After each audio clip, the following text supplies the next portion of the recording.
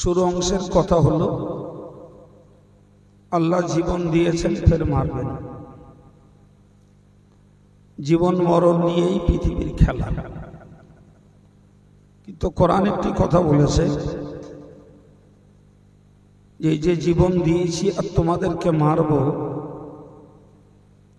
এর একটা উদ্দেশ্য আছে। উদ্দেশ্যটা হলো কে কত সুন্দর আমল করতে পারে। এই শব্দটাকে মনে রাখুন। আবার বলছি, লিয়াবলুয়াকুম আইয়ুকুম আহসানু আমালা।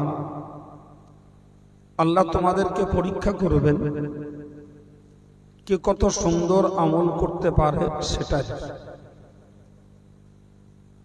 এর বিপরীত একটা শব্দ বলছি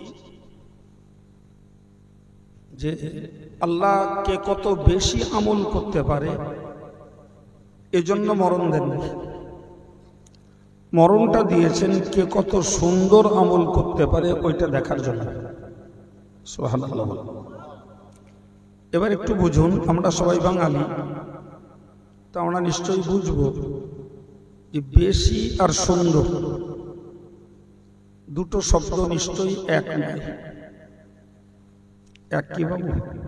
না, বেশি আর সুন্দর কথা দুটো কখনো এক নয়। তো আল্লাহ বেশি আমল চান না, চেয়েছেন সুন্দর আমল। যদি এ কথা বুঝে থাকেন তাহলে পরেরটা বোঝা সহজ। ভাই, আমাদের সাধারণ মানসিকতা সবসময় বেশির পক্ষে না কমের পক্ষে? বেশির পক্ষে। কিন্তু রাসূল একটি হাদিসে বলেছেন, আহাব্বুল আমালি ইলাল্লাহি আদওয়ামুহা ওয়া ইন ক্বাল্লা। নবী বলেন যে আল্লাহর কাছে প্রিয় আমল হলো যেটি ধারাবাহিকভাবে করা হয়, যদিও তা কম হয়। সুবহানাল্লাহ। কম হোক, কিন্তু সেটি ধারাবাহিকভাবে করতে হবে। আমি একদিনে 20 রাকাত নফল নামাজ পড়ব, এতে আল্লাহ পাক যে খুশি না হবেন। আমি প্রতিদিন 2 রাকাত করে পড়ব। এখন যদি 20 রাকাত আমার পড়ার মতো ক্ষমতা থাকে, তাহলে প্রতিদিনই 20 রাকাত করে পড়া লাগবে। কত বুঝতে পারছেন কি? আমি একদিন 20 রাকাত পড়লাম, পরে 10 দিন ফাঁক দিলাম, এটাকে আল্লাহ খুশি নন, আর এইরূপ আমলকে আল্লাহ ভালোবাসেন না। আমার তাকতে কুলাচ্ছে, আমি প্রতিদিন 2 রাকাত করে পড়ব।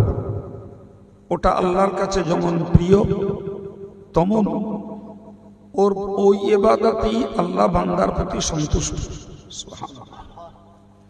এই একদিন একটা ওয়াজের মজলিসে বসলাম, আর ঘন্টা খানিক ধরে জিকির করলাম, বাকি আর জিকির করি না। এই জিকিরে আল্লাহ খুশি নন। আল্লাহ খুশি তুমি জিকিরটাকে প্রতিদিন করো, 5 মিনিট করো, প্রতিদিন করো।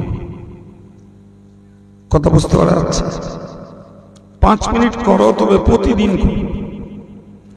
একদিনে 1 ঘন্টা তোমার কাছে চাইনি। তোমার যতটুকু তাকত সেইটুকুকে তুমি ধরে রাখো। কথা বোঝানো যাচ্ছে? অন্যমনস্ক হন না। যে টুকটুক করে কথাগুলো বলছি, একটু মাথায় নেন, একটা মন তৈরি করুন। ভাই, তো আমরা সাধারণত বেশির পক্ষে, সবে বরাত চলে গেছে এই মাসে, তো দেখা গেল একজন মানুষ 100 রাকাত নফল নামাজ পড়েছে। অবশ্যই এর জন্য তার কষ্ট হয়েছে, কিন্তু তিনি একদিনে 100 রাকাত পড়েছেন। নামাজটা তো নফল নাকি? জি। কিন্তু আল্লাহ পাকের নবীর বক্তব্য হলো, তুমি একদিনে 100 রাকাত পড়ো না, তুমি 2 রাকাতের নিচে নামাজ হয় না, প্রতিদিন 2 রাকাত করে পড়ো। ভাই আমরা সাধারণত এমন দেখি একই টাইমে একজন ব্যক্তি 4 রাকাত সুন্নত পড়ে ফেলছে, আর একজন ব্যক্তির সেই টাইমের মধ্যে 2 রাকাত হচ্ছে। এরকম লোক আছে না? উল্টো করে বলা যায় যে একজনের 2 রাকাত হচ্ছে আর একজনের 4 রাকাত হয়ে যাচ্ছে। এখন যিনি 4 রাকাত পড়েছেন ভাই হয় বলতে হবে তিনি নামাজটা পড়ার ক্ষেত্রে ব্যস্ত হয়েছেন, অন্যথায় বলতে হবে যে 2 রাকাত যিনি পড়েছেন তিনি ধীর স্থির ভাবে পড়েছেন, যে কোনো একটা দিক। নাহলে একই সময়ে একজনের 4 আর একজনের 2 হয় কেন? সম্মানিত ভাইরা, তো যে লোকটা 4 রাকাত পড়েছে ওই লোকটা বেশি পড়েছে, কিন্তু যে লোকটা 2 রাকাত পড়েছে কম পড়েছে, কিন্তু যুক্তি বলে ওই লোকটা সুন্দর করে পড়েছে। কথা বুঝছেন? আল্লাহ কি চেয়েছেন, বেশি না সুন্দর? এই মনটা তৈরি করতে ভাই। অনেক ক্ষেত্রে আমাদের দেশে ঘরে কলমা খানি হয়, তো শেষ টাইমে দোয়ার আগে দেখা গেল হয়তো ইমাম সাহেব তসবিটা ধরেছে। একটা রেওয়ায়েত আছে যে 1,25,000 বার কলেমা পড়লে তার একটা আলাদা ফজিলত আছে। ভারতবর্ষের বিখ্যাত মুহাদ্দিস শাহ আব্দুল আজিজ মুহাদ্দিস দেওলভী কথাটাকে লিখেছে। এখন ইমাম সাহেব যখন তসবিহ ধরেছেন, দানাগুলো গুনছেন, ভাই আপনার কত? আমার 5,000। আপনার? আমার 7,000। আর একজন বললেন আমার 10,000। এখন এই 10,000 কলেমা যদি হয়, লা ইলাহা ইল্লাল্লাহ মুহাম্মাদুর রাসূলুল্লাহ, লা ইলাহা ইল্লাল্লাহ মুহাম্মাদুর রাসূলুল্লাহ, লা ইলাহা ইল্লাল্লাহ মুহাম্মাদুর রাসূলুল্লাহ, লা ইলাহা ইল্লাল্লাহ মুহাম্মাদুর রাসূলুল্লাহ, ও 10,000 কেন? 10টা কেন? একটা কলেমারও কোনো দাম নেই, ও বেকার হয়ে গেছে। কিন্তু আর একজন, তেনাকে বলা হলো, তিনি বললেন ভাই আমার 1,000। তিনি কি পড়ছেন? লা ইলাহা ইল্লাল্লাহ মুহাম্মাদুর রাসূলুল্লাহ, লা ইলাহা ইল্লাল্লাহ মুহাম্মাদুর রাসূলুল্লাহ। 1,000। এ কলেমার বিনিময়ে গুনাহ মাফ হবে, এ কলেমার বিনিময়ে সওয়াব হবে, এ কলেমার বিনিময়ে আল্লাহর কাছে তার মর্যাদা বেড়ে যাবে। এখন বলেন 10,000 টার দাম বেশি না 1,000 এর দাম বেশি? কিন্তু ভালো করে খেয়াল করে দেখুন দিন, আমি একটা বড় হুজুর লোক, আমি যদি 1,000 কলেমা পড়ি কিরম দেখা? ওই সাধারণ লোকগুলো পড়ছে 10,000, আর আমি 1,000 পড়লে কেমন দেখে? ভাই এই যে লোকে কেমন দেখায়, এই চিন্তা যদি মাথায় ঢুকেছে তাহলে ক্ষতি হয়েছে। বরং আমাকে ভাবতে হবে এরা আমায় কি বললো ওটা আমার দেখার নয়, আমি যেটা পড়ছি সেই পড়াটা আমার আল্লাহর কাছে পছন্দনীয় হচ্ছে কিনা এটাই হওয়া উচিত। এই একজন তাসবিহ পড়ছে, সুবহানাল্লাহ সুবহানাল্লাহ সুবহানাল্লাহ সুবহানাল্লাহ সুবহানাল্লাহ সুবহানাল্লাহ, কিচ্ছু পাওয়া যাবে না। যদি সত্যি আল্লাহকে খুশি করে কিছু পাওয়ার চিন্তা থাকে তাহলে পড়তে হবে সুবহানাল্লাহ সুবহানাল্লাহ সুবহানাল্লাহ। ও 10,000 আপনার 1,000 এর অনেক দাম। তো আমি আপনাদেরকে আজকের আলোচনায় বোঝাতে চাইছি আল্লাহ পাক বেশি ইবাদত বেশি আমল চাননি। আল্লাহ কি চেয়েছেন? হযরত নবী সুলাইমান আলাইহিস সালাম তিনি মস্ত বড় একজন বিত্তশালী সম্পদশালী একজন নবী, একদিকে নবী আর একদিকে বাদশা।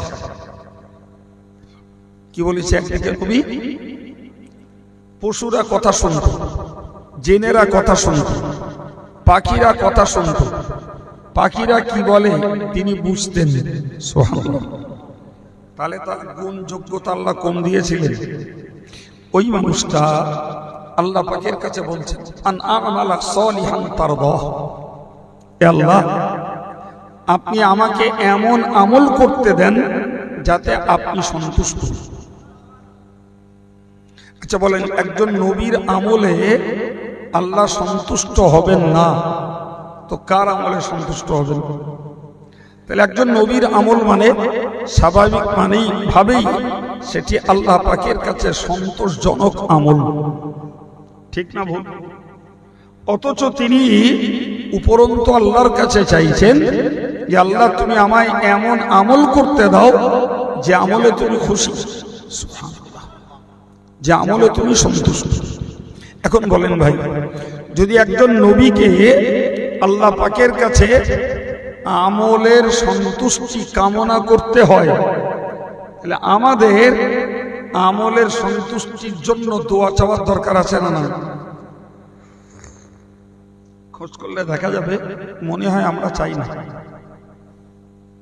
এমনি আমল করি করি হাত তুলে রব্বানা যালামনা রব্বানা আতিনা পড়ে মুখে ঘষে দিয়ে চলে গেলাম। কিন্তু তুমি আল্লাহ তুমি আমার আমলে সন্তুষ্ট হও, এই মনোযোগের দোয়ার কতজন নজির পাওয়া যাবে বাবা? কি বলছেন? বেশি পাওয়া যাবে মনে হয়? কিন্তু আমার এই জ্ঞানটা নিতে হবে যে নবী যদি আল্লাহ পাকের কাছে আমলের প্রতি সন্তুষ্ট হোক আল্লাহ এই দোয়া কামনা করেন, অবশ্যই এরূপ দোয়া আমাদের আরো বেশি করা উচিত। আমরা আমল করছি ঠিকই, কম করি বেশি করি, কিন্তু আল্লাহ নিচ্ছেন কি নেন না সেটা বলো আমরা জানি না। আমরা শুধু চেষ্টায় আছি বেশি কি করে করব। কি বলছেন? সম্মানিত ভাইরা আমার, মনে রাখুন প্যারে নবী সাল্লাল্লাহু আলাইহি ওয়াসাল্লাম আল্লাহ পাকের কাছে চাইতেন, আল্লাহুম্মা আইন্নি আলা যিকরিকা, ও আল্লাহ তোমার কাছে চাইছি তুমি আমাকে তোমার জিকির করতে সাহায্য করো। কার কথা বললাম? খোদ আমাদের নবী, অন্য কেউ না। তিনি আল্লাহর কাছে চাইছেন যে আল্লাহ তুমি আমাকে জিকির করতে সাহায্য করো। আবার বলছেন অশুকরিকা, আল্লাহ তোমার কাছে চাইছি আমি যেন তোমার কৃতজ্ঞতাটা প্রকাশ করতে পারি, এই সাহায্য তুমি আমায় করো। আবার বলছেন ও হুসনি ইবাদতিক, আল্লাহ আমি সুন্দর ইবাদত করতে পারি, তুমি আমাকে এই সাহায্য করো। জোরে বলুন। আমি এই শেষ কথাটা আপনাকে বোঝাচ্ছি। আমাদের নবীর মতো মানুষ যার প্রত্যেকটি আমলে আল্লাহ খুশি, সুবহানাল্লাহ বলেন, এবং নবীর মতো অত সুন্দর আমলের রেকর্ড গোটা উম্মতে মুসলিমার মধ্যে নেই। রাসূলুল্লাহর জীবনের 2 রাকাত নামাজ আর উম্মতের तमाम জীবনের নামাজ, দুটিকে যদি 2 পাল্লায় করা হয় রাসূলের জীবনের 2 রাকাত নামাজের পাল্লাটা ভারী হবে। কেন ভাই? রাসূলের নামাজের রূপরেখা ছবি, চেহারা ছবি যা, আমাদের নামাজের রূপরেখা চেহারা ছবি প্রায় একই, এক নয় না একই। তিনিও না কান পর্যন্ত হাত তুলতেন, নাভির নিচে বাঁধতেন, তিনিও সানা পড়তেন, তিনিও আউযুবিল্লাহ বিসমিল্লাহ পড়তেন, তিনিও সূরা ফাতিহা অন্য সূরা পড়তেন, রুকু করতেন, উঠে দাঁড়াতেন, আবার সিজদায় যেতেন, উঠে বসতেন, আবার সিজদায় যেতেন, 1 রাকাত কমপ্লিট। কথা বলেন তো, আমরা যে চেহারার নামাজ পড়ি নবীও এই চেহারার নামাজ পড়তেন। তবে নামাজ আদায়ের পার্থক্য এটা, নবীর তাসবির পরিমাণ বেশি ছিল, কেরাতের পরিমাণটা লম্বা ছিল, আমাদের হয়তো অত লম্বা না, কিন্তু আমি ওই কেরাত গুণের কথা বলিনি।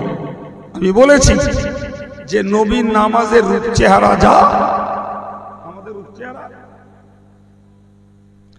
কি করছে এরা এখানে?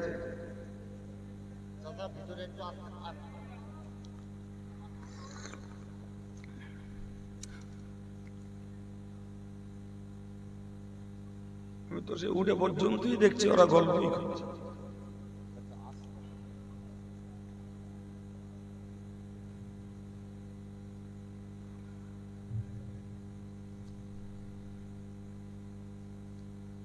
তো কি বলতেছিলাম যে রূপ চেহারায় নবীর নামাজ যা আমাদের নামাজ তাই, সেই নামাজের এত মূল্য কেন, এত দাম কেন, সে নামাজের গুরুত্ব আর মর্যাদা এত ভারী কেন? ভাই এর রহস্য অন্য জায়গায়। সে রহস্য এই বাহ্যিক অঙ্গ আর বাহ্যিক রূপ চেহারার ভিতরে নয়, সে গুণ হলো রাসূলের অন্তর। আল্লাহ পাকের নবী যেমন দিয়ে আল্লাহর ইবাদত করতেন, আল্লাহর নবী যে মোহাম্মত নিয়ে আল্লাহর ইবাদত করতেন, আল্লাহ পাকের নবী আল্লাহর সঙ্গে যে ঘনিষ্ঠতা নিয়ে নামাজ পড়তেন, ওই মন, ওই মোহাম্মত, ওই ঘনিষ্ঠতার আমাদের অভাব। আমরা রূপ চেহারা ঠিক রেখেছি, কিন্তু ভিতরটা হয়ে গেছে আমাদের মোহাব্বত শূন্য, ভিতরটা হয়ে গেছে আমাদের আল্লাহর প্রেম শূন্য। যে কারণে আমাদের নামাজের মূল্য এক আর নবীর নামাজের মূল্য আর এক। একই নামাজ কেউ পড়ে কেউ পড়ে, তো যদি জমাতে নামাজ পড়েন 27 গুণ সওয়াব। আবার হাদিসে আছে ওই নামাজ কেউ পড়েন তার 70 গুণ সওয়াব হয়। আবার ওই নামাজ কেউ পড়ে তার 700 গুণ সওয়াব হয়। আবার ওই নামাজ কেউ পড়ে 700 গুণের ঊর্ধ্বে আল্লাহ তার ইচ্ছা মতো সওয়াব দিতে পারে। করকম বললাম বাবা? 4 27 গুণ, 70 গুণ, 700 গুণ, 700 গুণের ঊর্ধ্বে যত ইচ্ছা তত। এই নামাজ বলো আমাদের সবার। এখন একই নামাজ আপনিও পড়লেন, আমিও পড়লাম, আমার একজন মুরব্বিও পড়লেন, একজন মাও পড়লেন, একই নামাজ, একই রূপ চেহারা, এই সওয়াবের পার্থক্য কেন? মুফাসসিররা, মুহাদ্দিসরা বলেছেন এই সওয়াবের পার্থক্য হলো তার আন্তরিকতার উপরে। আন্তরিকতার উপরে।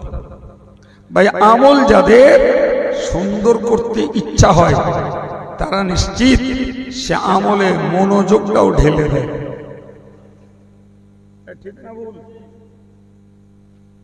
প্রিয় ভাই আমার, তো আমি এই পর্যন্ত আপনাকে বুঝিয়ে বুঝিয়ে এসেছি যে আল্লাহ বেশি চান না, আল্লাহ চান কি সুন্দর। বান্দা তুমি সুন্দর ইবাদত করো, এটাই আমার চাহিদা। সম্মানিত ভাইরা আমার, এরপরে আপনাকে যদি আমি বলি, মনে রাখুন গোটা কোরআনে কোথাও বেশি করে নামাজ পড়তে বলা নাই, গোটা কোরআনে কোথাও বেশি করে রোজা রাখতে বলা নাই, গোটা কোরআনে কোথাও বেশি করে যাকাত দিতে বলা নাই, গোটা কোরআনে কোথাও বেশি করে তথা বারবার হজ করার কথাও বলা নাই। কি বলছে বোঝা গেছে? যদি এই কথাটা আপনার যুক্তিতেই বুঝতে চান সহজ। ভাই এই ফরজ নামাজের রাকাত একদম নির্ধারিত। কেউ যদি মনে করেন যে আমার সময় আজকে ফজরের নামাজটা 4 রাকাত পড়বো ফরজ, কিংবা কেউ যদি মনে করেন 3 রাকাতটা বেজোড় মতন হচ্ছে, তা মাগরিবটা 4 রাকাত করে ওইটাকে জোড় সংখ্যায় পূরণ করে দেবো হবে। তাহলে ক্লিয়ার কথা, ফরজ নামাজে বেশি করার কোনো সুযোগ নাই। আছে বাবা? রমজানের রোজা হয় 29 না হলে 30, ও 28ও নয়, 31ও নয়। তাহলে রমজানের রোজাও বেশি করে রাখবো, এর সুযোগ। ভাই যাকাত শতকরা মাত্র 2.5 টাকা। এখন কেউ যদি মনে করেন যে আমায় 2.5 টাকা দেবো না, আমি ওইটা 3 টাকা দেবো, তাহলে ওটা যাকাত আদায় হবে না, 3 টাকাটা নফল দানে যাবে। কত বুঝে আসছে কি ভাই? কেউ যদি মনে করেন আমি প্রতি বছর হজে যাব, সরকার সুযোগ যদি দেয় সব বছর হজে যাব, ভাই একবার হজ প্রথম যেটা করেছো ওইটা ফরজ, বাকিগুলো সব। সম্মানিত ভাইরা আমার, মনে রাখা দরকার, তাহলে ফরজ ওয়াজিব সুন্নতে মুআক্কাদা, এতে বাড়াবাড়ির জায়গা নাই। বেতের নামাজ 3 রাকাত তো 3 রাকাতই। কথা বুঝে আসছে ভাইরা আমার? মনে রেখে দেওয়া দরকার যে অন্যান্য সুন্নত, ফজরের সুন্নত হোক আর জোহরের সুন্নত হোক, কোনো ক্ষেত্রে 2 রাকাত, কোনো ক্ষেত্রে 4 রাকাত, ওইটা ওই পর্যন্তই ফিক্সড।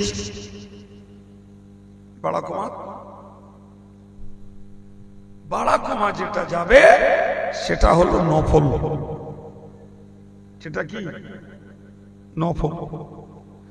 তাহলে ফরজ ওয়াজিব এগুলি একটা কম্পালসারি ডিউটি, ওখানে কারোর স্বেচ্ছাচারিতা, কারোর স্বাধীনতা নেই বাবা। কিন্তু নফল একটা এডিশনাল ইবাদত। নফল কি? এডিশনাল, ঐচ্ছিক, করলে সওয়াব, না করলে গুনাহ। জি, এখন যিনি যত নফল করবেন তার সওয়াবের পাল্লাটা তত ভারী হবে। জি ভাই, আমি আপনাদেরকে বোঝাতে চাইছি যে নামাজ, রোজা, হজ, যাকাত এগুলো বেশি করে করতে হবে। কোরআনে বলা, কোরআনে এটা বলা। সম্মানিত ভাইরা আমার, তবে কোরআনে এটা বলা আছে, ওয়াজকুর রাব্বাকা কাসীরা ওয়াসাব্বিহ বিল আশিয়্যি ওয়াল ইবকার। আমার আল্লাহ নবীকে লক্ষ্য করে বললেন, ও নবী, তোমার রবের জিকির বেশি করে করো। আর একটু জোরে বলেন, বেশি করতে বলছেন কি? আল্লাহ পাক এই আয়াতে নবীকে সম্বোধন করে বলেছেন যে তুমি জিকির বেশি করো। আর কি করো? সকাল এবং সন্ধ্যায় আল্লাহর নামে তাসবিহ বলো।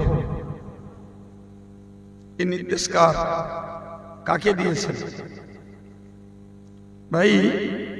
তাহলে আল্লাহ তার নবীকে বলছেন যে তুমি বেশি করে জিকির করো, সকাল সন্ধ্যায় তাসবিহ পড়ো।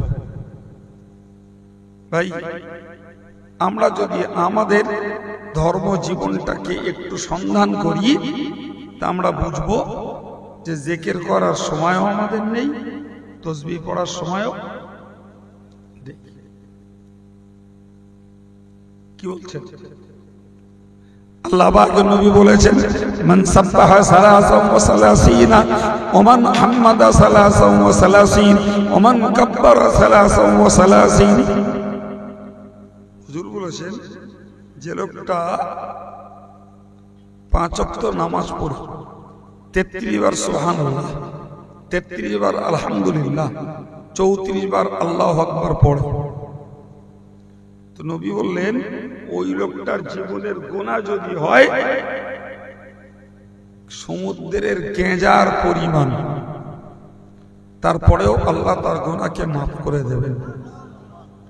আর একটু মহব্বত করে বলেন, বলেন না বেশি জিকির দূরে থাক। আমরা যারা 5 ওয়াক্ত নামাজি, কি পুরুষ ভাইয়েরা কিংবা পর্দার মহিলা মায়েরা, সবাই যদি সবার কথাটা ভাবি, তাহলে একটা উত্তর বেরোবে। বলুন দিন, বেশি জিকিরের দরকার নেই। এই 5 ওয়াক্ত নামাজ পড়ে তাসবিহ পড়ার লোক কতজন? শতকরা 2-4। তার বেশি জিকির বেশি করতে বলেছে কেডা?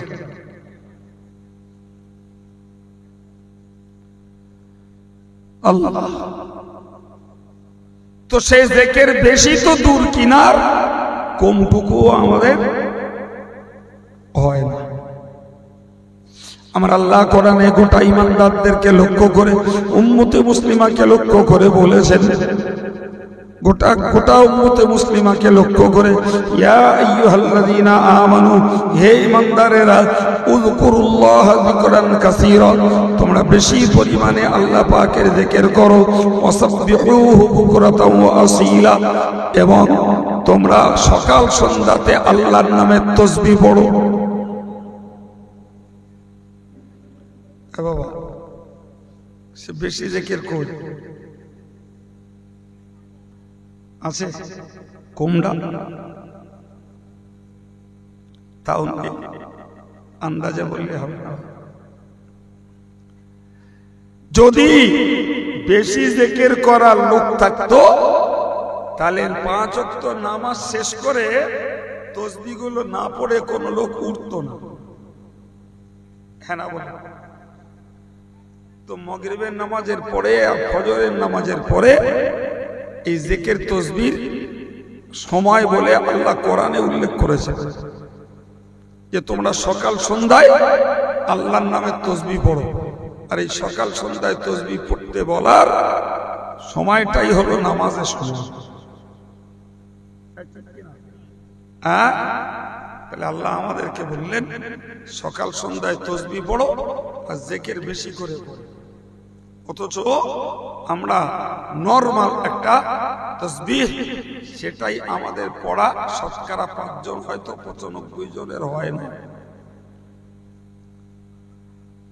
এই জন্য আমার মাঝে মাঝে বলতে ইচ্ছা করে, আমার সমাজের একদল ভাইরা, এদের অবস্থাটা হলো যে ফজর পড়ে মাঠে, আর মাগরিব পড়ে হাঁটা, আর এশা পড়ে খাটা। কি বলছে? তাসবিহ কখন পড়বে? কোন রকমে মাগরিবের নফলটা পড়া হয়েছে, ভদ্রলোকের গেলি পাওয়া যাবে মার্কেটে, চার দোকানে, বাজারে। কথা বলেন? আরে আমরা যদি জিকিরের মনোযোগী হতাম, ভাই জানেন, আমরা ফরজ নামাজ পড়ে ইমাম দোয়া ধরে, আমরা একটু দোয়া করি। আমার রাসূলুল্লাহ কম বেশি 10 রকম দোয়া পড়তেন ফরজ নামাজ পড়ে। 10 রকমের 2 রকম আমাদের আমলে আছে কিনা আল্লাহ ভালো। করকম আমল করতেন বললাম, 10 রকম দোয়া পড়তেন নবী। আমরা একটু ইমাম সাহেবের সঙ্গে হাত তুলে সাপোর্ট দিলাম আল্লাহুম্মা আমিন বলে, বাস আমাদের দোয়া পড়া শেষ। ঠিক বলছি না ভুল? তাহলে আমরা ওই নবীর কথা মান্য করে জিকির বেশি করব, কি তাসবিহ বেশি করে পড়ব, কি আল্লাহর কথা মেনে পড়ব, ভাই সেটির বাস্তব রেকর্ড আমাদের খুব একটা নেই। উপায় তাহলে আল্লাহই তো বললেন বেশি জিকির করো, আল্লাহই বললেন সকাল সন্ধ্যায় তাসবিহ পড়ো, কিন্তু সেই জিকির তাসবিহতে আমাদের যথেষ্ট পরিমাণে ঘাটতি।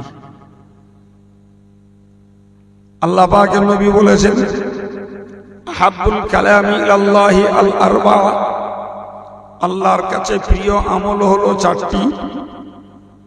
নাম্বার 1 সুবহানাল্লাহ, নাম্বার 2 আলহামদুলিল্লাহ, নাম্বার 3 আল্লাহু আকবার, নাম্বার 4 হলো লা ইলাহা ইল্লাল্লাহ। এই তো কটা তাসবিহ আল্লাহ পাকের নবী বললেন যে এই 4টে কালাম আল্লাহর কাছে সবথেকে প্রিয়। আর একটু জোরে বলে, তাহলে সুবহানাল্লাহ যে পড়ে সে আল্লাহর প্রিয় হয়, আলহামদুলিল্লাহ যে পড়ে সে আল্লাহর প্রিয় হয়, আল্লাহু আকবার যে বলে সে আল্লাহর প্রিয় হয়, আর লা ইলাহা ইল্লাল্লাহ যে লোকটা বলে সে আল্লাহর কথা বলে। এখন এই তাসবিহগুলো আমাদের কাছে যদি না থাকে, পরিমাণ বাড়াবো কোথায় বাবা? আসলটাই তো করি না। জি, আসলটাই আমরা করি না, সেখানে পরিমাণ কোথা থেকে বাড়বে? আমি আপনাকে বোঝাচ্ছিলাম আল্লাহ কি চেয়েছেন? সুন্দর আমল। কি চেয়েছেন? সুন্দর আমল। আর বেশি চেয়েছেন কোনটা? মাশাআল্লাহ, ভালো বুঝেছেন। আর নিজেদের সমীক্ষাটা করে দেখলাম যে আমরা বলো কথা এখানে বলছি ঠিকই যে আল্লাহ বেশি চেয়েছেন জিকির, তা এর আগে যদি নাও শুনে থাকি আজকের কি নিয়ত করা যাবে যে আমরা এরপর থেকে অন্তত একটু আল্লাহ জিকির বেশি করে করব? সবাই মিলে বলেন, একবার দরুদ শরীফ পড়েন। আল্লাহুম্মা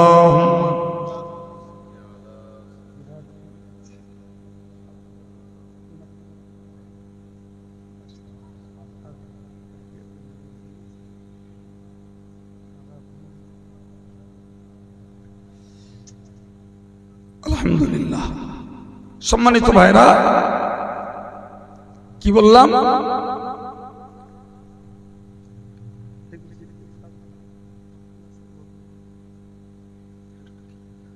কি বলেছি? তাহলে জিকির কম না বেশি করব ইনশাআল্লাহ। এরপর একটা কথা বলবো, আল্লাহ অন্যান্য ইবাদত বেশি করতে বলেননি, বেশি করতে বলেছেন। কারণটা কি? সম্মানিত ভাইরা আমার, মনে রাখুন জিকির বেশি করতে বলার ভিতরে উপকারিতা হলো, নাম্বার 1, একজন বান্দা যখন আল্লাহর জিকির করে, এই আল্লাহ জিকিরের আঘাত পড়ে তার কলবের উপরে, আর বান্দা তার জীবনে যত রকমের পাপ করেছে সকল পাপের দাগ আর কালি পড়েছে ওই অন্তরে। এই জিকিরের আঘাতে অন্তরের উপর থেকে পাপের কালিটা উঠে যায়। বোঝানোর জন্য বলতে পারি ভাই, আমাদের বৈষয়িক লোকেরা ভালো জানে। আগে আমাদের গ্রামগঞ্জে বলি আর শহর টাউনেও বলি, ভাই যে ধান চাল করে ভাত খেত ঢেঁকিতি ভানি। কিসে? আমাদের ছোকরা ছেলেরা জানবে না, এখন তো ঢেঁকির চলন উঠে গেছে। এমন কোন বাড়ি ছিল না যে বাড়ি ঢেঁকি ছিল না। মেশিন সিস্টেম হয়েছে, ঢেঁকির চলন শেষ। এখন বলে, আমি সব হয়তো বলতে পারবো না, আপনারা বললে বলতে পারবেন। ভাই এই ঢেঁকিতে গোড়ায় যে লাথি মারে ওরে বলে পার দেওয়া। পার দেওয়া বলে। আর যে গর্তটার ভিতরে ধান দেয় ওরে বলে নোট। হ্যাঁ, আর যে মুগুরটা দিয়ে দোমাস করে পড়ে ওরে বলে সেকাব। বলতে পারতেছি নাকি? জি। এখন বলে একজন মহিলা তিনি পার দিচ্ছেন, ও মদ্দারাও দিত, ছোটবেলায় দেখেছি। ও তো একটা কাজ, পার দিল। আর একজন নোটের কাছে বসে বসে ওই ধানগুলো কুড়িয়ে কুড়িয়ে ওর মধ্যে দিচ্ছে। আর এদিকে এসে টপাস করে পড়লো, ছিটিয়ে বাইরে গেল। আবার একবার পড়লে ছিটিয়ে বাইরে গেল। আর এ বেচারি শুধু বেরোচ্ছে আর ঝাড় বেঁধে কুড়োচ্ছে।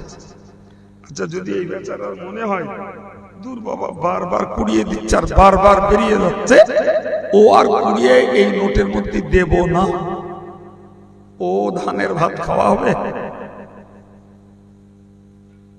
ও ধানের ভাত যদি খেতে হয় তাহলে ও যতবার ছিটিয়ে যাক ততবার কুড়িয়ে ওরে নোটের মধ্যে দেওয়া লাগবে।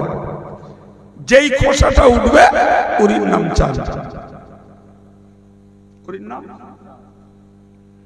প্যারা ভাইরা আমার, ও মায়েরা, মনে রাখুন জীবনে সেই 15 বছর বয়স থেকে পাপ করেছি, যত পাপ করেছি এর একটা কালি ওই অন্তরের উপরে পড়েছে। যত পাপ করেছি, আজকের বয়স 30, 35, 40, 50, যার যেখানে পৌঁছেছে, জীবনব্যাপী কেতনা পাপ করেছি, আর কত দাগ যে ওই অন্তরে পড়ে পড়ে পড়ে পড়ে তার উপরে একটা আলাদা স্পট পড়ে গেছে। ওই খোসাটা থাকলি তারই নাম ধান, খোসাটা উঠে গেলি ওর নাম চাল। আমার আমার আল্লাহ পাকের এই যে জিকির করতে বলার লক্ষ্য হলো এটাই, বান্দা তুমি আল্লাহ শব্দের আঘাত বারবার ওই কলবে লাগাও। আল্লাহ আল্লাহ আল্লাহ আল্লাহ আল্লাহ আল্লাহ। এই সেকাদের বাড়ি যত পড়বে তত উপরের পাপের পর্দা, যেই পাপের পর্দা উঠবে, শিশুকালের সেই নির্মল স্বচ্ছ ঝকঝকে আয়নার মতো অন্তরটা আবার ফিরে পাওয়া যাবে। একটা উপকার। নাম্বার 2 মনে রেখে দিন, বান্দা যখন জিকির করে বান্দার দিল তখন নরম হয়ে যায়। আর বান্দার দিল যতক্ষণ পর্যন্ত নরম না হয়, বিশ্বাস করুন, যত নামি দামি বক্তার শুনুন, সহজে দিল ফাটা পানি চোখ দিয়ে বেরোবে না, বেরোবে না, বেরোবে না। দিল আমাদের পাথরের মতো হয়ে গেছে। আমরা চটকদারি কথা বলতে জানি, আমরা মিথ্যা বলতে পারি, আমরা গালিগুলোজ করতে পারি। ভাইরা আমার, আমরা লেখাপড়া শিখেছি, টাকা রোজগার করতে জানি, আমরা খেতে পারি, অনেক বুদ্ধি বাটাবাটি করতে পারি, আমরা নামাজ পড়তে পারি, রোজা রাখতে পারি। ভাইরা আমার, খুব ভালো করে খেয়াল করে দেখুন, অনেক গুণ আমাদের আছে, কিন্তু কান্নার গুণের মানুষ কমে গেছে।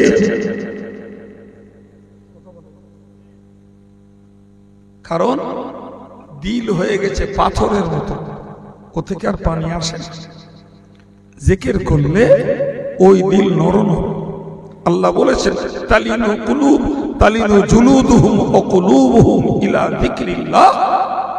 তাদের গায়ের চামড়া আর কলব আল্লাহর জিকিরের প্রতি বিনম্র হয়ে যায়, আর জিকির করলে তাদের কলবগুলো নরম হয়ে যায়।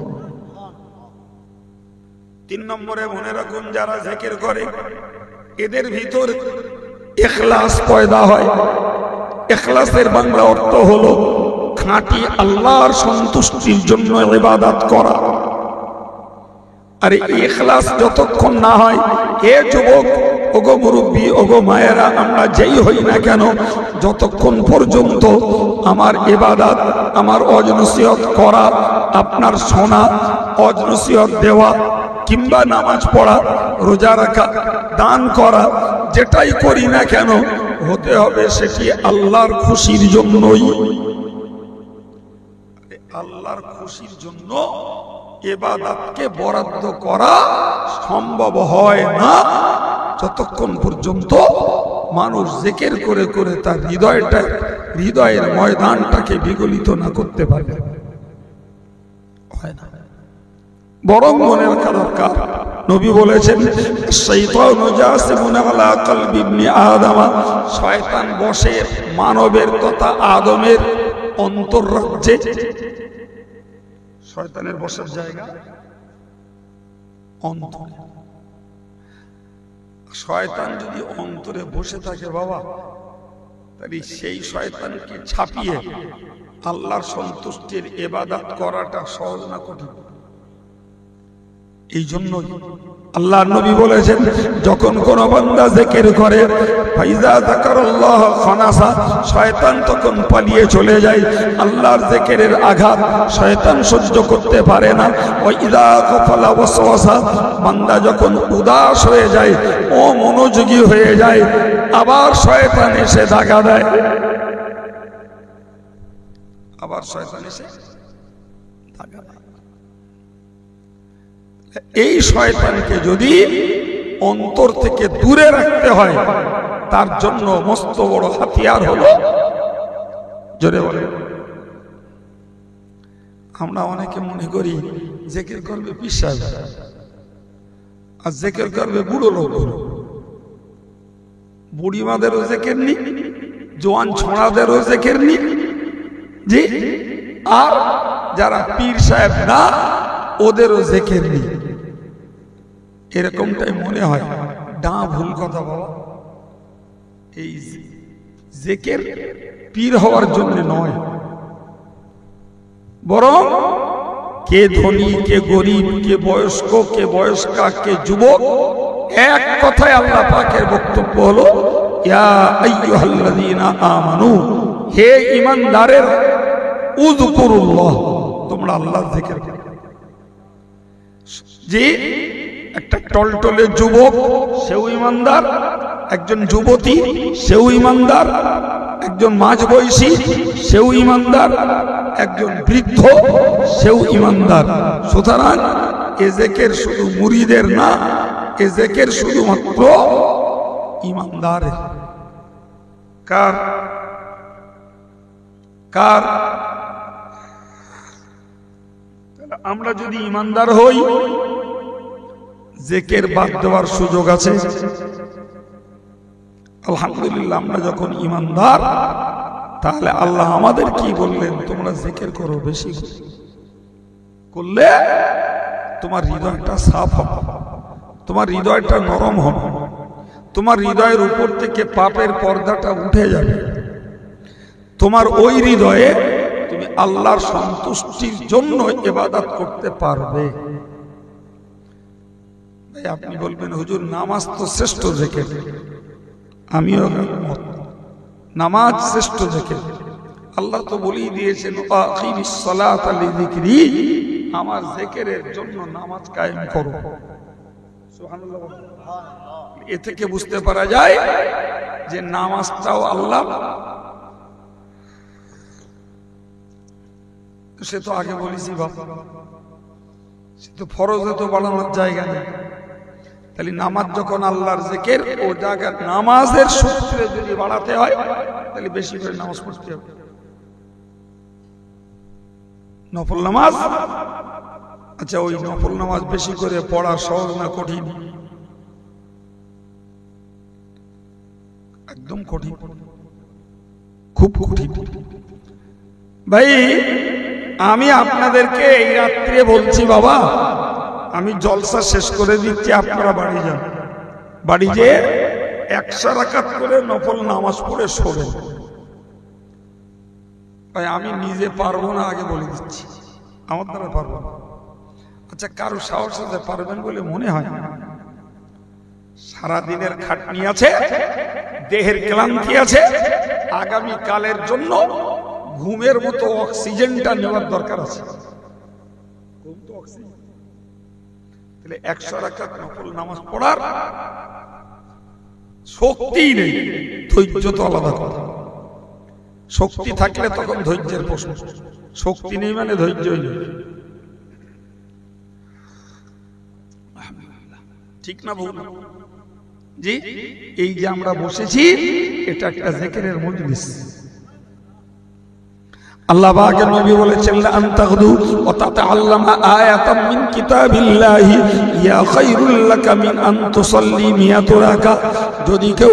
যদি কেউ কোরআন শরীফের একটা আয়াতের জ্ঞান জোগাড় করে, কোরআন শরীফের একটা আয়াতের জ্ঞান জোগাড় করে, দিনের একটা জ্ঞান যদি জোগাড় করে, হাদিসের একটা জ্ঞান যদি জোগাড় করে, হুজুর বলেছেন প্রত্যেকটা জ্ঞানের বিনিময়ে 100 রাকাত করে নফল নামাজের সওয়াব হবে। আল্লাহ, একটা করে আয়াতের জ্ঞান জোগাড় মানে 100 রাকাত করে নফল নামাজের সওয়াব। অথচ 100 রাকাত নফল নামাজ পড়ার ক্ষমতা আমাদের নেই, কিন্তু এই জিকিরের মজলিসে বসে ওরকম 2-10টা জ্ঞান নিয়ে আমরা বাড়ি যেতে পারি। ঠিক না বলুন? এবার বলেন যে এই জিকিরের মজলিসটার গুরুত্ব আছে না নাই? ওগো ভাইয়ের আমার মনে রেখে দিন, নামাজ জিকির, ওয়াজ নসিহত জিকির, মসজিদে মুয়াজ্জিন আযান দেয় ওটাও জিকির, বাচ্চার বাচ্চাদেরকে মক্তবে ওস্তাদ পড়ায়, ওটাও জিকির। আমরা ওয়াজ নসিহত শুনছি, এটাও জিকির। আমি ওয়াজ করছি, এটাও জিকির। কিন্তু মনে রাখা দরকার, এই জাতীয় জিনিসগুলো তো বেশি বেশি করা মুশকিল। ওয়াজ জিকির তা প্রত্যেকদিন দেবেন না, তা সম্ভব? আজান জিকির, তাই বলে কি 5 ওয়াক্তের জায়গায় 5 আর 25 ওয়াক্ত দেবেন নাকি? 5 বার বেশি করার সুযোগ। আজান ও জিকির, প্রিয় ভাইরা আমার, এরপরে যদি বলতে হয় কোরআন পড়া জিকির, কোরআন পড়ানোটাও জিকির। জি, কোরআন পড়ানোটা জিকির। আমি ওই পড়াটা বেশি করে ছাত্রদের দেব, সেও কি হয়? তাহলে কি করতে পারি? আমি নিজে ব্যক্তিগতভাবে কোরআন বেশি করে পড়তে পারি, আলহামদুলিল্লাহ বলে। কিন্তু মাশাআল্লাহ আমরা পড়তে পারি না।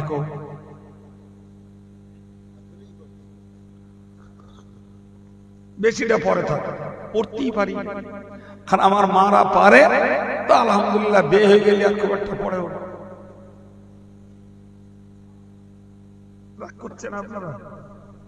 আমার মাঝে মাঝে মানে কি বলবো, ক্ষোভে বলতে ইচ্ছা করে ভাই, ক্ষোভে বলতে ইচ্ছা করে যে এই বাপগুলো যখন ছেলে বেদায়, তখন ওই মেয়ে দেখতে যে মেয়ের নাম ধাম লেখাপড়া, সে কতটা, তার হাইট, তার মামুর বাড়ি কোথায়, হেন সানো এক ঝুড়ি প্রশ্ন করে দেখে নেয়। জি, আর চেহারা ছবিটা দেখে নিলে তো যোগ্যতা আছে, দেখতেও খুব ভালো লাগছে, ঠিক আছে। শেষ বেলায় জিজ্ঞেস করলো, মা তুমি কোরআন শরীফ পড়তে পারো? তো মা তো বললে, আর মার বলার আগে মার বাপ বলে দিলে 3 খতম করেছে। খুব ভালো হয়েছে। সেই মেয়েটারে বৌমা বানিয়ে বাড়ি আনছে। তো আমার দেখা, আমার নলেজে খুব একটা নেই যে শ্বশুর ওই বৌমাটারে বলেছে, বৌমা আমি কোরআন পড়তে পারি না, তোমার শাশুড়ি পারে না, আমার ছেলেটাও পারে না, মা তুমি যখন কোরআন পড়তে পারো মা, আমার বাড়ির কাজ 8 ঘন্টা লেটে হোক, কি একদিন একটা কাজ কম হোক, কিন্তু তোমার দেহ পাক থাকলে আমার বাড়ি প্রতিদিন সকাল সন্ধ্যায় তুমি একটু কোরআন পড়বে মা। এরকম শ্বশুর শতকরা কটা পাওয়া যাবে একটু বলবেন আপনাদের আন্দাজে? আচ্ছা, কি হুলুস করতে জিজ্ঞেস করিলে? ও পড়তে পারে, পারুক গে, না পারুক গে, তো দেখতে যে জিজ্ঞাসা করার কি দরকার ছিল?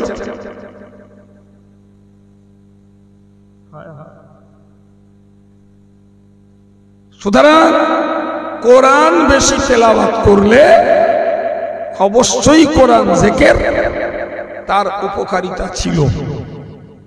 আমি পাট পাট করে বোঝাচ্ছি, একটা কথাই শিখিয়ে দেবো। তাই ভাই, নামাজ জিকির বেশি পড়তে গেলে কষ্ট, প্রস্তুতি লাগবে। ওয়াজ জিকির তাই বলে প্রত্যেক দিন দেওয়া যায় না। জি, আজান জিকির তাই বলে 5 বারের জায়গায় 25 বার দেওয়া যায়, ঠিক না বল? জি ভাই, কোরআন জিকির কিন্তু পড়তে আমরা পারি। এখন বলেন, আমরা অতি নরমালে পারি, সেটি হলো আল্লাহ জিকির। একটু জোরে বলেন।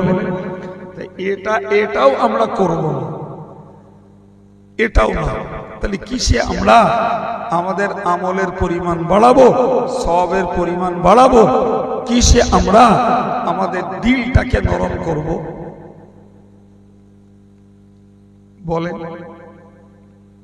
সেই জন্য আমি আপনাকে সহজ রাস্তা বলেছি, একেবারেই সহজ রাস্তা বলেছি, যে আমাদেরকে কড়া সিদ্ধান্ত নিতে হবে যে আমরা প্রতিদিন সকাল সন্ধ্যায় আল্লাহর জিকির পড়ব এবং সঙ্গে তাসবিহ পড়ব এবং 5 ওয়াক্ত নামাজ পড়ে 33 বার সুবহানাল্লাহ, 33 বার আলহামদুলিল্লাহ, 34 বার আল্লাহু আকবার, কিংবা 3টি 33 বার করে, আর একবার লা ইলাহা ইল্লাল্লাহ ওয়াহদাহু লা শারীকা লাহু লাহুল মুলকু ওয়া লাহুল হামদু ইহয়ি ওয়া ইউমীতু বিয়াদিহিল খায়র ওয়া হুয়া আলা কুল্লি শাইইন কাদির। এই মিলে 100। আল্লাহ রাসূল বললেন, তোমার ভিতরকার সমস্ত গুনাহগুলিকে আল্লাহ মাফ করে দেবেন। তাহলে যে কোনো একটা দিকে যেতে হবে তো বাবা জি। অথচ আমরা কোরআন পড়তে পারি না, তাই পড়ি না, আর আল্লাহ আল্লাহ করতে পারি তাও করি না। বেলাইন কথা বলছি না, ঠিক বলছি। যদি এই মনোবৃত্তি না তৈরি হয়, তাহলে আমাদের ধর্মীয় ট্রেডিশন, ধর্মীয় ভাবধারা আগেও যা চলছিল তাই চলবে।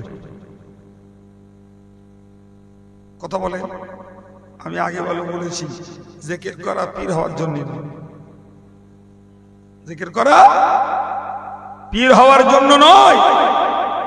জিকির তো ইমানদারের সওয়াব বাড়ানোর জন্য, কল্পটাকে নরম করার জন্য, পাপের পর্দাটাকে তোলার জন্য, ইবলিসকে ওখান থেকে তাড়াবার জন্য, এবং হৃদয়ে ইখলাস পয়দা করার জন্য জিকিরের দরকার। এবং এ গুণ সকল ইমানদারের থাকা উচিত। যে আজ থেকে নিয়ত করে নেন যে আমরা 5 ওয়াক্ত নামাজের ওই তসবিহগুলো বাদ দেব না, এবং চেষ্টা করব দুনিয়ার যেখানেই মাগরিব আর ফজর পড়ি সেখানে বসি 5 মিনিট হলেও একটু আল্লাহ আল্লাহ করব। কি করতে হবে? আল্লাহ শব্দের আঘাত বলবে লাগাতে হবে। জি, শুধু ওই উপকার হবে না, বরং ওই মানুষটা, ওই কল্পটা হবে হিংসা মুক্ত, অহংকার মুক্ত, দুনিয়ার অতিরিক্ত জেদ মুক্ত। ওই মানুষটা বহু বহু দোষ থেকে তার হৃদয়টাকে বাঁচাতে পারবে।